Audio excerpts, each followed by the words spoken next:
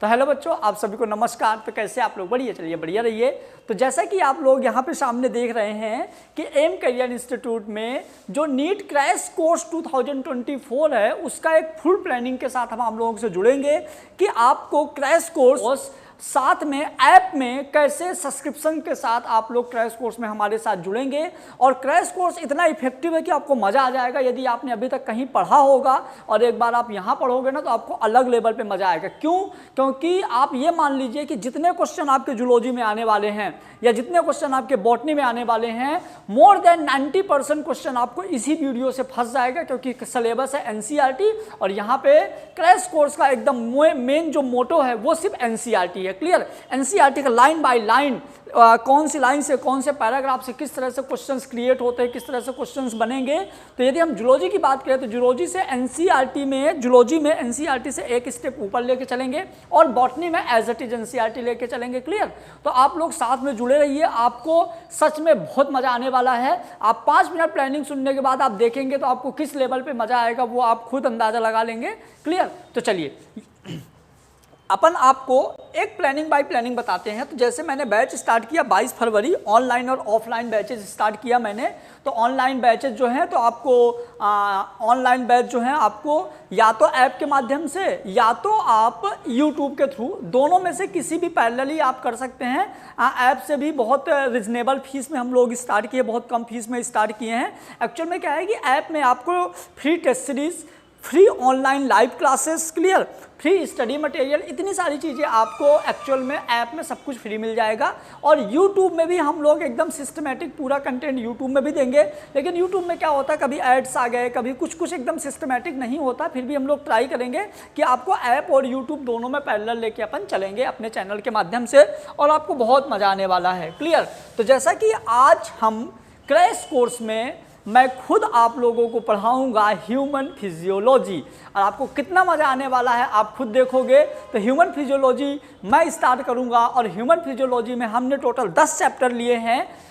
11th और 12th NCERT के 10 chapter को हम कैसे डिस्कस करते हैं और इनको कितना जल्दी ख़त्म करते हैं विद क्वेश्चन, आप देखेंगे आपको बहुत मज़ा आएगा। तो क्लियर? चलिए, ह्यूमन फिजियोलॉजी मतलब क्या? ह्यूमन मतलब हमारी बॉडी की क्या फिजियोलॉजी है। क्लियर? मैं आपको यहाँ पे क्लियर कर दूँ कि बच्चा कभी कभी कंफ्यूज रहता है कि क्या है फिजियोलॉजी, क्या है एनाटॉमी। तो फिजियोलॉजी मतलब हमारी बॉडी में जितने सिस्टम होते हैं, सारे के सारे सिस्टम के फंक्शंस और उनकी प्रोसेस, उनकी मैकेनिज्म के बारे में यदि हम स्टडी करते हैं तो वो होता है ह्यूमन फिजियोलॉजी। मतलब ह्यूमन फिजियोलॉजी में हम उनके हिस्टोलॉजी वगैरह नहीं देखेंगे। ह्यूमन फिजियोलॉजी में मेन होता है जैसे अपना हार्ट है, तो हार्ट का जो फंक्शंस है, क्या है हार्ट का फंक्शन, जैसे ब्लड पंपिंग का काम करता है, किडनी क्या काम करता है, डाइजेशन क्या काम करता है, ब्रेन क्या काम करता है। तो हम यहाँ पे मेनली इनके मैकेनिज्म या फंक्शन की स्टडी करेंगे। तो उसके अंदर आएगा बेटा ह्यूमन फिजियोलॉजी। तो देखिए क्या लिखा हुआ है बेटा, सबसे पहले सेल। क्या लिखा हुआ है? सबसे पहले सेल। अब यदि मैं यहाँ पे बताऊं कि मैं सेल क्यों ऐड किया ह्यूमन फिजियोलॉजी में, एक्चुअल में सेल जो है ऐड करने का क्या है रीज़न। तो यहाँ पे यदि हम देखें बेटा, ह्यूमन फिजियोलॉजी में अपन ने जो सेल ऐड किया है, तो यदि हम बात करें सेल का, तो आपको पता है कि जो सेल है ये हमारी बॉडी का एक बेसिक फंडामेंटल यूनिट होता है। सेल जो है हमारे बॉडी का बेसिक फंडामेंटल यूनिट होती है बेटा। सेल हमारी बॉडी का बेसिक फंडामेंटल यूनिट होती है। और सेल जो है हमारी बॉडी के जितने भी ऑर्गन्स हैं, सारे के सारे जो ऑर्गन्स हैं वो सेल बनाती है। तो सेल यदि हम यहाँ पे बात करेंगे तो हम यहाँ पे बात करेंगे एनिमल सेल की।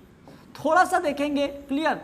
एनिमल सेल को यहाँ पे हम देखेंगे कि एनिमल सेल में ऐसा क्या होता है कि ये हमारी बॉडी में एक एक सिस्टम का जो बेसिक यूनिट होता है वो सेल होता है। मतलब सेल के अंदर ही सारी चीज़ें होती हैं। क्यों? क्योंकि यदि सेल की बात करें तो मेनली जो सेल बनता है तो प्रोटीन होता है सेल बनाने के लिए, कार्बोहाइड्रेट होता है सेल को बनाने के लिए, फैट होता है सेल को बनाने के लिए, कुछ अमाउंट में मिनरल्स और विटामिन्स का भी रोल होता है। तो ये सारे जो कंपाउंड्स होते हैं, ये सारे जो कंपाउंड्स हैं, ये सारे कंपाउंड मिलके सेल बनाते हैं। मतलब कि यदि हम बात करें, ये सारे कंपाउंड हमको खाने में मिलते हैं। मतलब जो हमारा खाना होता है कहीं ना कहीं उसका रोल होता है हमारी बॉडी के ग्रोथ के लिए, हमारी बॉडी में सेल बनाने के लिए, किसका? खाने का रोल होता है। और जो एक्चुअल में ये सब होते हैं, ये carbon, hydrogen, oxygen, nitrogen, mainly ये 4 एलिमेंट्स होते हैं जो इनको क्रिएट करते हैं। ये सेल बनाता है और सेल आगे डेवलप होके बेटा बनाता है टिश्यू, आपने पढ़ा होगा। टिश्यू बनाता है ऑर्गन, आपने ये भी पढ़ा है। ऑर्गन बनाता है ऑर्गन सिस्टम, आपने ये भी पढ़ा है। और ऑर्गन सिस्टम जो है हमारे पूरी बॉडी बनाती है बेटा। क्या? ऑर्गन सिस्टम अपनी पूरी बॉडी बनाती है। इसका मतलब और बॉडी के अंदर जितने भी सिस्टम हैं, बॉडी के अंदर जितने भी सिस्टम है, सारे सिस्टम आएंगे ह्यूमन फिजियोलॉजी में। इसका मतलब क्या हुआ? इसका मतलब ये हुआ कि यदि आपको सिस्टम की स्टडी करनी है तो आपको बेसिक इंफॉर्मेशन सेल के बारे में होना चाहिए। क्यों होना चाहिए? क्योंकि हमारा सिस्टम जब रन करेगा तो उसमें या तो कोई प्रोटीन का रोल होगा या फैट का रोल होगा, या तो जैसे देखो अब, अरे यार प्रोटीन का सिस्टम में क्या रोल है, फैट का सिस्टम में क्या रोल है। तो एक सिंपल सा एग्जांपल देते हैं। जैसे मान लो दिल, जो अपना दिल है, तो दिल में जो हार्ट बीट होती है, क्लियर। अब हार्ट बीट के बाद जो ब्लड होता है, ब्लड वेसल्स में जो फ्लो होता है, तो जो ब्लड वेसल्स में ब्लड फ्लो होता है तो कभी प्रेशर ज़्यादा होता है, कभी प्रेशर कम होता है। मतलब कि ब्लड में एक प्रेशर क्रिएट होता है जिसको हम बोलते हैं ब्लड कॉलॉइड ऑस्मोटिक प्रेशर। अब ब्लड कॉलॉइड ऑस्मोटिक प्रेशर कौन कंट्रोल करता है? प्रोटीन। कौन कंट्रोल करता है?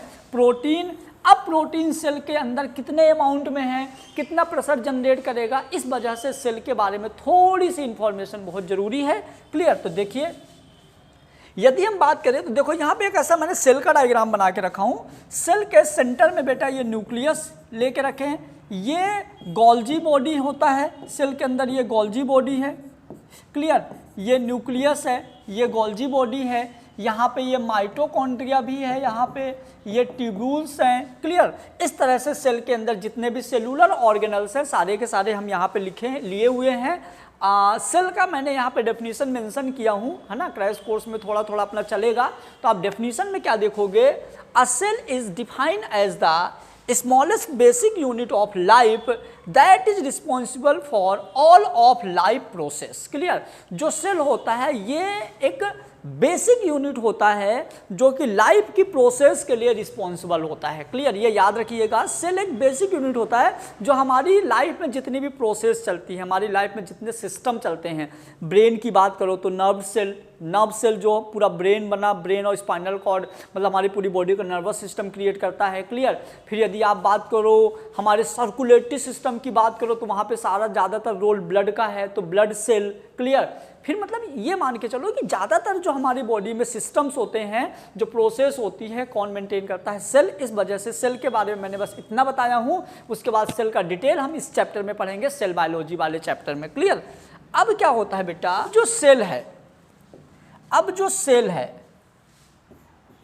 मैंने आपको बताया, जो सेल है, तो जैसे यहाँ पे मेन जो सेल का रोल होता है, तो यदि हम बात करें यहाँ पे एनिमल सेल, क्योंकि सेल एक्चुअल में 2 तरह की होती है। एक होती है बेटा प्लांट सेल और एक होती है बेटा एनिमल सेल। प्लांट सेल की बात करें तो प्लांट सेल कुछ ऐसी होती है, प्लांट सेल का स्ट्रक्चर कुछ ये होता है। क्लियर? प्लांट सेल का स्ट्रक्चर कुछ ये होता है। एनिमल सेल का जो स्ट्रक्चर है वो कुछ ऐसा होता है। क्लियर? प्लांट सेल में आप यहाँ पे देख रहे हो, बाहर है बेटा सेल वॉल और अंदर है बेटा सेल मेम्ब्रेन। एनिमल सेल में सिर्फ सेल मेम्ब्रेन है, सेल वॉल यहाँ अब्सेंट होती है। क्लियर? दोनों के सेंटर में होगा न्यूक्लियस, दोनों के सेंटर में होगा न्यूक्लियस। ये इसके सेंटर में न्यूक्लियस, इसके सेंटर में न्यूक्लियस। अब जो एनिमल सेल है उसको अपन स्टडी करेंगे एनिमल फिजियोलॉजी में, कि यहाँ पे फोटोसिंथेसिस होता है, रेस्पिरेशन होता है, विटामिन्स हैं, हार्मोन्स हैं, क्या क्या चीज़ें हैं, ये कहाँ डिस्कस करेंगे अपन? इसको हम डिस्कस करेंगे कहाँ पे? प्लांट सेल में। हम यहाँ पे डिस्कस करेंगे एनिमल सेल में, एनिमल फिजियोलॉजी में हम पूरा ये डिस्कस करेंगे। गोल्जी बॉडी हो गया, माइटोकॉन्ड्रिया हो गया, ठीक है, ये राइबोसोम्स हो गए, फिर यहाँ पे एंडोप्लाज्मिक रेटिकुलम हो गया, है ना। तो ये पूरा का पूरा जो है एनिमल सेल हम डिस्कस करेंगे। एनिमल टिश्यू जो एनिमल सेल वाला जो है एनिमल फिजियोलॉजी में काम आएगा, और बीच बीच में जैसे इसकी ज़रूरत पड़ती रहेगी हम आपको बताते रहेंगे। क्लियर? अब आइए, यदि बेटा हम टिश्यू की बात करें तो सेल जो है मिलके क्या बनाता है, टिश्यू। सेल जो है मिलके क्या बनाता है, टिश्यू। सेल जो है मिलके क्या बनाता है, टिश्यू। तो आइए यदि हम बात करें a group of cell that possess a similar structure and perform a specific functions, जो सेल का ग्रुप होता है स्ट्रक्चर सिमिलर होगी। क्यों सिमिलर होगी? क्योंकि हमारी बॉडी में जितनी भी सेल हैं सारी की सारी एनिमल सेल हैं, इस वजह से सिमिलर होगी। ऐसा थोड़ी कि आपके ये वाले हाथ में प्लांट सेल है, यहाँ फोटोसिंथेसिस हो रही है, हरा हरा हाथ है, नहीं। आपकी पूरी बॉडी में पूरी मतलब पूरी बॉडी में हर जगह पे क्या है, एनिमल सेल। और यदि एनिमल सेल है तो क्या बोलेंगे, a group of cell that possess a similar structure and perform a specific function. मजा आ गया, परफॉर्म अ स्पेसिफिक फंक्शन, मजा आ गया, परफॉर्म अ स्पेसिफिक फंक्शन। मतलब क्या, सेल तो सिमिलर है बट फंक्शन स्पेसिफिक है। कैसे स्पेसिफिक फंक्शन है? जैसे मान लीजिए अपने टंग की जो सेल है उसका काम अलग है, नोज की सेल का काम अलग है, आंखों की सेल का काम अलग है, बट सारे सेल का स्ट्रक्चर तो सिमिलर है। एनिमल सेल है तो स्ट्रक्चर तो सिमिलर है बट इनका फंक्शन स्पेसिफिक होता है। क्लियर? अब मैं आपसे कमेंट में क्वेश्चन पूछता हूं कि यदि इनका स्ट्रक्चर सिमिलर है तो इनका फंक्शन स्पेसिफिक क्यों है? यदि सेल का स्ट्रक्चर सिमिलर है तो इनका फंक्शन जो स्पेसिफिक क्यों है, फंक्शन अलग अलग क्यों हो जाता है? यदि आपको पता तो कमेंट बॉक्स में कमेंट करके बताइए, नहीं पता तो इसका आंसर मैं आपको नेक्स्ट वीडियो में बताऊंगा। यहाँ पे आप देखो एक दिया हुआ है discover term tissue. Tissue term discover किसने किया था? बाइचेट। जरूरत नहीं है फिर भी आप जान लो कि जो टिश्यू टर्म है डिस्कवर टर्म, जो टिश्यू का टर्म डिस्कवर किया था किसने किया था? जेवियर बाइचेट। क्लियर? तो टिश्यू का टर्म डिस्कवर किए थे। अब यहाँ पे एक बात और बताऊं मैं आपको कि जो हमारी बॉडी में टिश्यू होता है एक्चुअल में 4 तरह की टिश्यू होती है। एक वो टिश्यू जो हमारी बॉडी के कवर का काम करती है, कवरिंग का काम करती है, एक वो टिश्यू होती है जिसको हम बोलते हैं एपिथेलियम। एक वो टिश्यू होती है जो हमारी बॉडी में ब्रेन मतलब एक नर्वस सिस्टम का काम करता है, वो अपनी होती है नर्व सेल। एक हमारी बॉडी में होती है बेटा मस्कुलर मसल्स। क्लियर? और एक बॉडी होती है कनेक्टिव। कनेक्टिव में जहाँ पे आपका ब्लड, बोन, इस तरह की जो चीज़ें आती हैं तो कनेक्टिव टिश्यू हो गया। मस्कुलर में सारी की सारी मसल्स हो गई। क्लियर? तो अब इनमें देखेंगे कौन सी टिश्यू कितने परसेंटेज है। तो यदि हम बात करें जो कवरिंग वाली लेयर होती है बेटा एपिथेलियम, ये 10% होती है।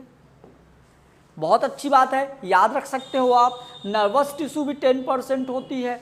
मस्कुलर जो है सबसे ज़्यादा 50% होती है और जो कनेक्टिव होती है बेटा वो होती है 30%। क्लियर?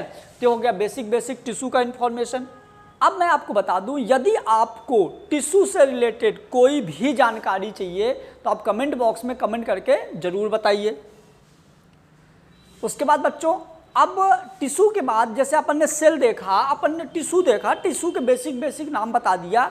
अब यहाँ पे हम बात करेंगे बेटा ह्यूमन फिजियोलॉजी। ह्यूमन फिजियोलॉजी में मैंने बोला था कि अपन 10 बात करें। पहले यदि हम बात करें तो पहला हम डिस्कस करेंगे बेटा आपसे सेल। क्यों? क्योंकि सेल और टिश्यू के बारे में जानना बहुत ज़रूरी है। हालांकि एनसीईआरटी से आपका जो टिश्यू वाला था कि जैसे एपिथेलियम, मस्कुलर, कनेक्टिव, ठीक है, ये जो टिश्यू थे नर्वस सिस्टम, ये जो 4 टिश्यू थे, इनमें से जो एपिथेलियम और कनेक्टिव टिश्यू जो ज़्यादा डिटेल में आपके एनसीईआरटी में था तो इसको रिमूव कर दिया गया है। इसका मतलब पहला चैप्टर आपके एनसीईआरटी से रिमूव है। क्लियर? उसमें जो चीज़ें हैं, थोड़ी चीज़ें, उनको हम अलग से पढ़ेंगे। जैसे नर्वस सिस्टम के लिए, नर्वस टिश्यू के लिए एक अलग से चैप्टर दिया हुआ है और मस्कुलर के लिए एक अलग से चैप्टर दिया है, तो वो दोनों पढ़ेंगे। एपिथेलियम और कनेक्टिव यहाँ से रिमूव कर दिया गया है, तो ये वाला चैप्टर ज़्यादा पढ़ने की जरूरत नहीं है। एक नया चैप्टर है जो सेल बायोलॉजी का, वहाँ पे हम सेल के बारे में पढ़ लेंगे। क्लियर? और डायरेक्ट जब हम पढ़ स्टार्ट करेंगे बेटा दूसरा चैप्टर क्या है? Body fluid and circulation. दूसरा चैप्टर क्या है? Body fluid and circulation. तीसरा चैप्टर है बेटा ब्रीदिंग एंड गैसियस एक्सचेंज। ये सब एनसीईआरटी के अकॉर्डिंग ही है। तीसरा chapter breathing and gaseous exchange. चौथा है excretory product and their elimination. क्या? Excretory product and their elimination. पांचवा चैप्टर है बेटा लोकोमोशन एंड मूवमेंट। पांचवा चैप्टर क्या है? Locomotion and movement. छठा चैप्टर है नर्वस कंट्रोल। छठा चैप्टर है न्यूरल कंट्रोल एंड कोऑर्डिनेशन। छठा चैप्टर है न्यूरल कंट्रोल एंड कोऑर्डिनेशन। 7वां चैप्टर बेटा केमिकल कोऑर्डिनेशन एंड इंटीग्रेशन, 8वां चैप्टर ह्यूमन रिप्रोडक्शन। यहां से 12th की बायोलॉजी का फिजियोलॉजी स्टार्ट हो गया। Clear, human reproduction, reproductive health और ह्यूमन हेल्थ एंड डिजीज। तो ये 10 चैप्टर जो हैं ये हो गए आपके ह्यूमन फिजियोलॉजी के, आपको बहुत मजा आने वाला है। क्लियर, तो इन 10 चैप्टर में हम सबसे पहला चैप्टर स्टार्ट करेंगे। कौन सा बेटा? हम सबसे पहला चैप्टर स्टार्ट करेंगे बॉडी फ्लूइड एंड सर्कुलेशन।